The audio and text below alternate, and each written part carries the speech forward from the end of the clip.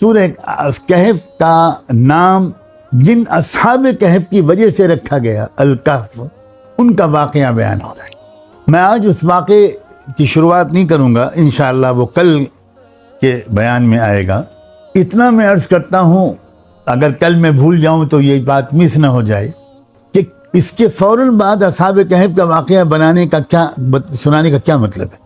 قرآن مجید یہ اشارہ کر رہا ہے یہ کہہ کر کہ یہ ہوگا مستقبل میں، ام حسبت، یہ کہہ کر کہ لعلک باخع نفسک علی آثارہم، یہ بتا رہا ہے کہ یہ ہوگا، یہ سب ہوگا۔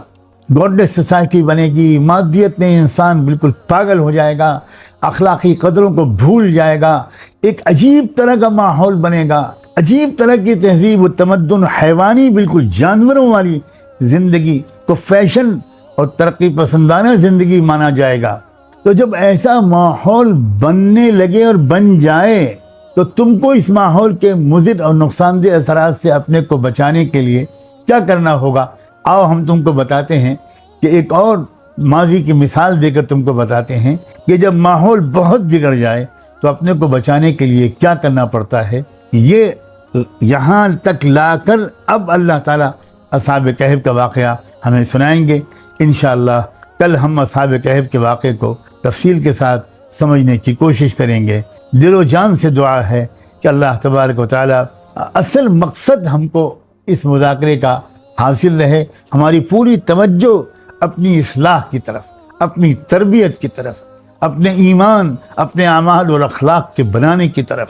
محض دجال اور علامات قیامت کے سلسلے کی معلومات دینا مقصود نہیں ہے۔ بار بار میں اس بات کو دہرانے کی کوشش کر رہا ہوں، بے شک علامات قیامت کا علم، اس کو تو لوگوں نے 5واں رکن کہا ہے علماء نے۔ حدیث جبریل میں حضرت جبریل نے اسلام کے بارے میں سوال کیا، ایمان کے بارے میں سوال کیا، احسان کے بارے میں سوال کیا، اور اس سے پہلے گویا شہادت کے بارے میں سوال کیا۔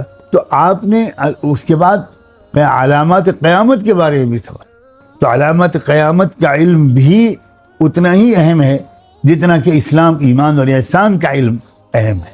اور مقصود ان سب علم کا معلومات حاصل کرنا نہیں ہے، مقصود اپنے کو اسلام کے سانچے میں ڈھالنا ہے، اپنے ایمان کو مضبوط کرنا ہے، اللہ سے وہ تعلق پیدا کرنا ہے جو ہمارے دل کی آنکھوں کو کھول دے۔ ان تعبد اللہ کأنک تراہ۔